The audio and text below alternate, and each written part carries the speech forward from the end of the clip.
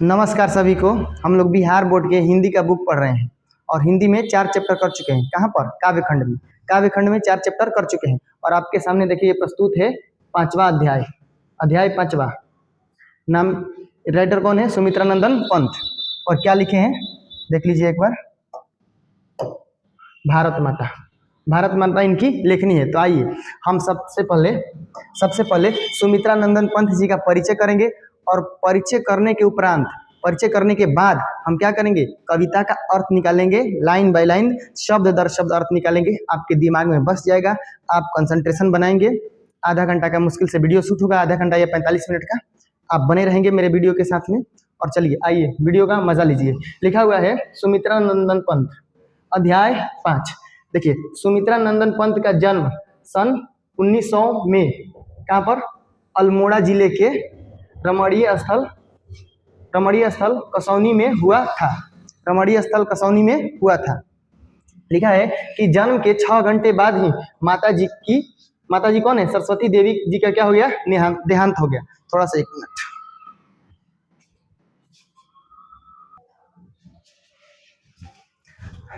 तो चलिए शुरू करते हैं आपसे। लिखा हुआ है सुमित्रा नंदन पंत जी का जन्म कब हुआ था? 1900 में। कब हुआ था? 1900 में। आप याद रखेंगे, यहाँ से प्रश्न बनेगा कि सुमित्रा नंदन पंत जी का जन्म कब हुआ था? 1900। कहाँ पर? अल्मोड़ा जिला। कहाँ पर? अल्मोड़ा जिला। और ये अल्मोड़ा जिला कहाँ पर है? उत्तराखंड में।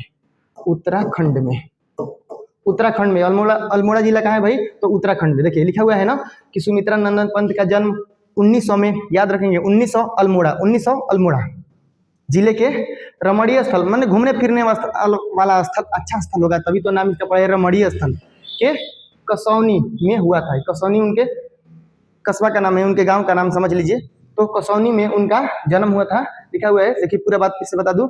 सुमित्रा नंदन पंत का जन्म 1900, अल्मोड़ा जिला, रमणीय स्थल कसौनी में। ये गाँव का नाम है उनके, ये गाँव का नाम है। जिस शहर में उनका जन्म हुआ था, जिस जगह पर जन्म हुआ था, वो क्या नाम है? कसौनी। उत्तरांचल, ये उत्तरांचल लिखा है ना, उत्तरांचल। उत्तराखंड को पहले उत्तरांचल के नाम से ही जानते थे। अब लिखा हुआ है जन्म के 6 घंटे बाद। देखिए जन्म के 6 घंटे बाद, मतलब जन्म लिए और 6 घंटे के बाद क्या एक हादसा होता है।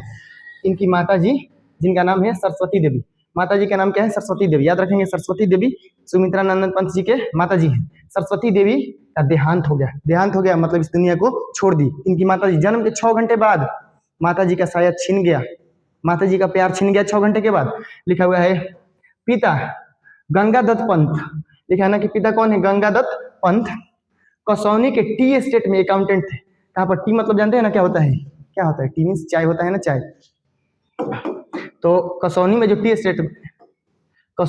एस्टेट है वहां पर क्या थे? अकाउंटेंट थे, मतलब कि लेखा जोखी की काम करते थे। ठीक है। और देखिए पंत जी की प्राथमिक शिक्षा गांव में हुई, मतलब कि कसौनी में। आगे देखिए, फिर बनारस से उन्होंने हाई स्कूल की शिक्षा पाई। बनारस कहाँ पर? यूपी में है ना। उत्तराखंड में जन्मे, यूपी में हाई स्कूल की शिक्षा पाई। लिखा है कि वे कुछ दिनों तक कलाकांकर राज्य में भी रहे। तो कहाँ पर है भाई? कलाकांकर राज्य में भी रहे। और इसके बाद आजीवन वे कहाँ आकर बस गए? इलाहाबाद आकर के बस गए। इसके बाद वो आजीवन कहाँ आकर के बस गए? इलाहाबाद आकर के बस गए। फिर लिखा हुआ है 29 दिसंबर 1977 उनका क्या हो गया? निधन हो गया। याद रख लेंगे, 1900 में जन्म, 77 में मृत्यु। मतलब कितना साल जिए? 77 वर्ष जिए ना, लगभग 77 वर्ष मान लीजिए। तो याद रखेंगे 77 वर्ष उनकी आयु है, मतलब कि 77 वर्ष तक जिए। याद रखेंगे 19 दिसंबर 1977 में उनकी मृत्यु हुई थी। आगे देखते हैं पंत जी का आरंभिक काव्य प्रकृतिक प्रेम। सर ये क्या मतलब हुआ? पंत जी का आरंभिक काव्य मतलब शुरुआती जो रचना कर रहे थे उसी को ना कहेंगे आरंभिक काव्य। तो लिखा हुआ है कि पंत जी का आरंभिक काव्य प्रकृति प्रेम। इसका क्या मतलब है सर? ये प्रकृति प्रेम मतलब क्या हुआ? देखिए उत्तराखंड में इनका जन्म हुआ था, तो उत्तराखंड में आप जब कभी घूमने जाएंगे तो लोग नहीं जाता है मसूरी, नैनीताल, ये सब जगह घूमने। तो वहां पर आप जाएंगे ना तो उत्तराखंड में देखेंगे कि पहाड़ी, 2 पर्वतों के बीच में जो घाटी होता है उसको घूमे, मतलब कि वहां पर देखने में बहुत अच्छा स्थल रहता है। तो वही लिखे प्रकृति प्रेमी कैसे बन गए? लिखा है ना कि आरंभिक में वो लिखा है ना कि प्रकृति प्रेमी। तो कैसे प्रकृति प्रेमी हुए सर? क्योंकि उत्तराखंड में सर पहाड़ी है, पहाड़ों के बीच में जो मैदान है उसको घाटी कहेंगे, तो घाटियाँ है, और जो देखने में बड़ा अच्छा लगता है, इसलिए प्रकृति प्रेमी है और प्रकृति के बारे में लिखते हैं। लिखा हुआ है और शिशु सुलभ जिज्ञासा को लेकर के प्रकट हुआ। आगे लिखे उनकी आरंभिक रचनाएं प्रकृति और सौंदर्य के प्रेमी कवि की संवेदनशीलता व्यक्तियों से परिपूर्ण है। तो मैंने बताया ना आपको कि शुरुआत में वो प्रकृति प्रेमी रचना करते थे। सर प्रकृति प्रेमी रचना क्यों करते थे? क्योंकि उत्तराखंड में आप घूमने जाएंगे ना कभी, तो आप देखेंगे कि पर्वत है, पहाड़ है, घाटी है, नदियां निकलती है और बड़ा अच्छा रमणीय दृश्य होता है, घूमने में बड़ा अच्छा लगता है, देखने में बड़ी अच्छा लगता है। देखो ना लिखा है रमणीय यहाँ पर, तो कितना अच्छा घूमने में लगता है, इसलिए प्रकृति प्रेमी थे और प्रकृति प्रेमी प्रकृति के बारे में लिखते हैं। आगे चलिए देखिए, पंत जी प्रवृत्ति से छायावादी है। पंत जी प्रवृत्ति से क्या है? छायावादी, परंतु उनके विचार पर उदार मानवतावादी है। मतलब लिखा हुआ है कि वो पंत जी प्रकृति से छायावादी है, परंतु उनके विचार क्या है? उदार मानवतावादी है। वो शुरू से लिखा है ना कि पंत जी प्रकृति से छायावादी हैं, लेकिन उनके विचार मानवतावादी हैं। सर आप एक बात बताइए, ठीक है चलिए हम मान लेते हैं कि वो उनका विचार क्या है? मानवतावादी है, लेकिन आप इस बात को साबित करिए कि मानवतावादी उनका विचार है। जब आप कविता पढ़ेंगे ना, तो इस देश की दुर्दशा, इस देश की जनता की दुर्दशा, अशिक्षित है, निर्धन है, गरीब है, आधा पेट खा करके इस देश की जनता जिंदगी गुजार रही है, और उसी को आधार बना करके यहाँ पर कविता की रचना करते हैं, तो मानवतावादी नहीं हुए ना? ठीक है आगे देखिए, उन्होंने प्रसाद और निराला, ये प्रसाद कौन है? प्रसाद और निराला के समान छंदों और शब्द योजना में नवीन प्रयोग किए। लिखा हुआ है उन्होंने प्रसाद और निराला के समान रचनाएं किया। तो सर ये प्रसाद और निराला कौन है? प्रसाद जयशंकर प्रसाद है, जयशंकर प्रसाद। और निराला कौन है? सूर्यकांत त्रिपाठी निराला, सूर्यकांत त्रिपाठी निराला। आपने कभी नाम सुना है सूर्यकांत त्रिपाठी निराला का और जयशंकर प्रसाद का? तो इन्हीं के बारे में लिखते हैं कि ये जैसे रचना करते हैं, उन्हीं के समान शब्दों का क्या करते हैं? रचना करते हैं। आगे लिखा हुआ है पंत जी की प्रतिभा कलात्मक सूझ से संपन्न है। पंत जी की प्रतिभा कलात्मक सूझ से क्या संपन्न है, अतः उनकी रचनाओं में एक विलक्षण मृदुता और सौष्ठव मिलता है। इसका क्या मतलब होता है? मतलब होता है मृदुता, मतलब कि एक मिठास, और लिखा हुआ है सौष्ठव। सौष्ठव मतलब क्या होता है? सौष्ठव मतलब क्या होता है सर? सौष्ठव मतलब होता है सुंदरता। उनके रचना में मिलता है मृदुता और सुंदरता मिलता है। युग बोध के अनुसार अपनी काव्य भूमि का विस्तार करते रहना पंत की काव्य चेतना की विशेषता है। तो युग के अनुसार अपने कविता में परिवर्तन करते रहते हैं। आगे लिखा हुआ है वे प्रारंभ में प्रकृति सौंदर्य से अभिभूत हुए, फिर मानव सौंदर्य से। तो प्रारंभ में जब उनका जन्म हुआ था और उन्हें प्रकृति की सुंदरता को देखा था, उत्तराखंड में जन्म हुआ है और उत्तराखंड में बहुत घूमने वाली जगह है, अच्छी अच्छी चीजें। तो जब उन्होंने प्रकृति को घूमा, मतलब कि उत्तराखंड को घूमा, तो वो प्रकृति प्रेमी बन गए।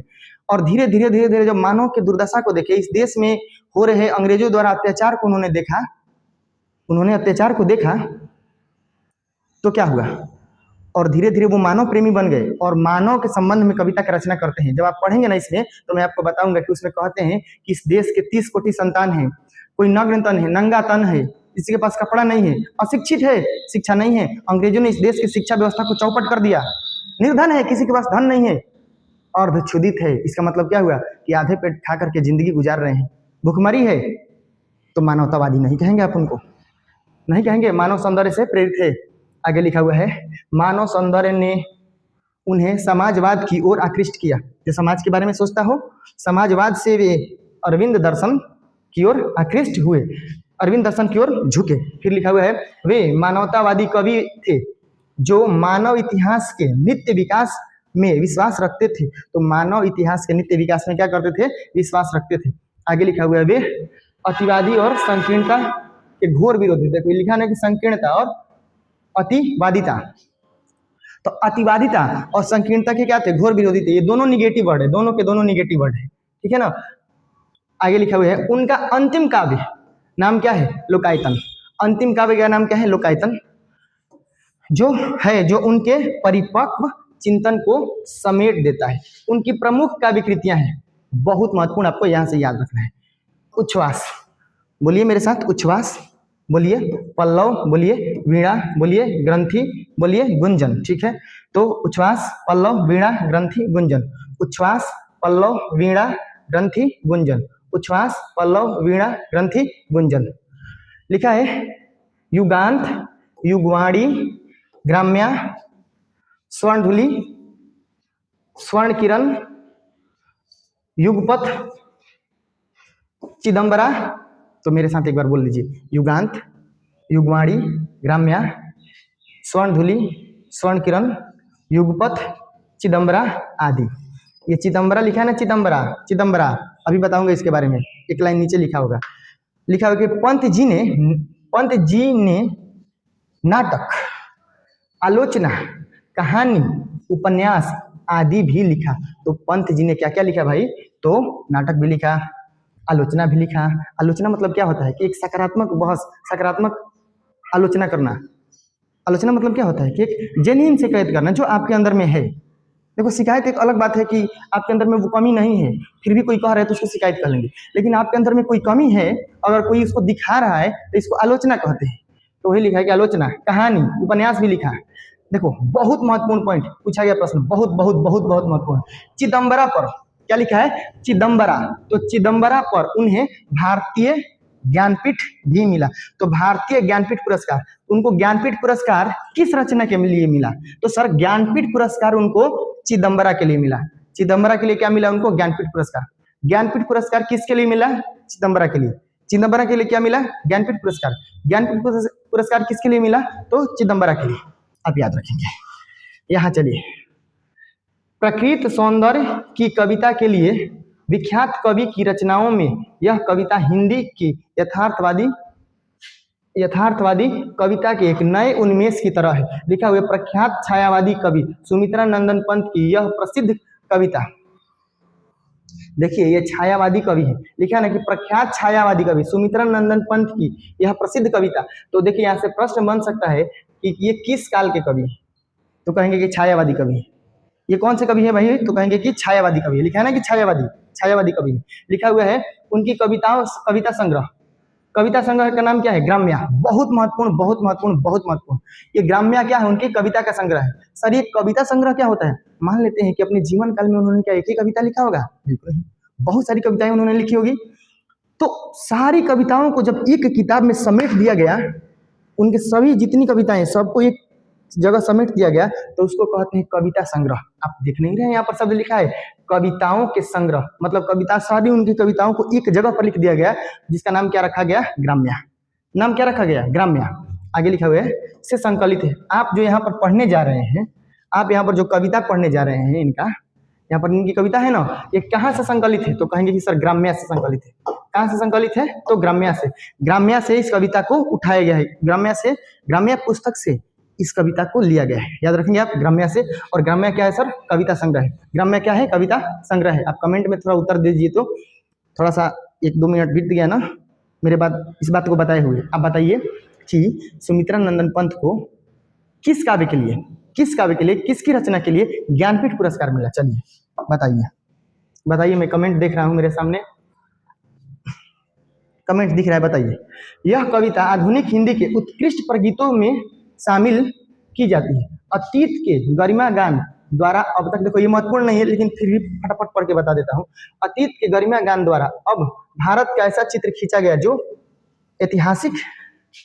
ऐतिहासिक चाहे जितना रहा हो। लिखा है कि वर्तमान को देखते हुए वास्तविक प्रतीत नहीं होता। लिखा है कि धन, वैभव, शिक्षा, संस्कृति, जीवन शैली आदि तमाम दृष्टियों से पिछड़ा हुआ, धुंधला और मटमैला दिखाई पड़ता है। यह देश हमारा नहीं भारत, यह देश हमारा वही भारत है जो अतीत में कभी सभ्य, सुसंस्कृत, ज्ञानी और वैभवशाली रहा। कवि यहाँ इसी भारत का यथातथ चित्र प्रस्तुत करते हैं। देखो, यहाँ इस पूरे का मतलब मैं समझा दूं आपको अपने शब्दों में।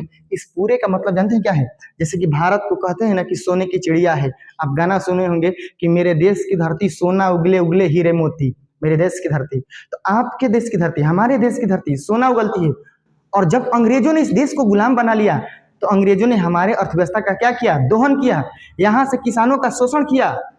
आप सुने होंगे अंग्रेजों के कुछ बुरा जैसी नीतियां, जैसे कि रैयतवाड़ी सुने होंगे, आप सुने होंगे जमींदारी, जिस जहाँ पर जमींदारों पर क्या किया गया था, जमींदारों से कर वसूला जाता था ना, और रैयतवाड़ी व्यवस्था में किसानों से कर वसूला जाता था।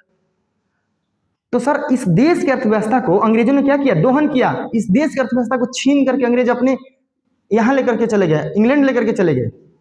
वही बात लिखा हुआ है कि हमारा देश सोने की जो चिड़िया हुआ करती थी अब नहीं रहा, अंग्रेजों ने इसका क्या किया, शोषण किया। अंग्रेज सोने की चिड़िया को उड़ा करके अपने यहाँ लेकर चल गए, अर्थात धन संपदा को, इस देश के धन संपदा को, इस देश की अर्थव्यवस्था को, इस देश की अर्थव्यवस्था को कमर को तोड़ दिया अंग्रेजों ने, इस देश के को लूटा और लूट करके कहाँ लेकर चल गए, अपने यहाँ लेकर के चल गए।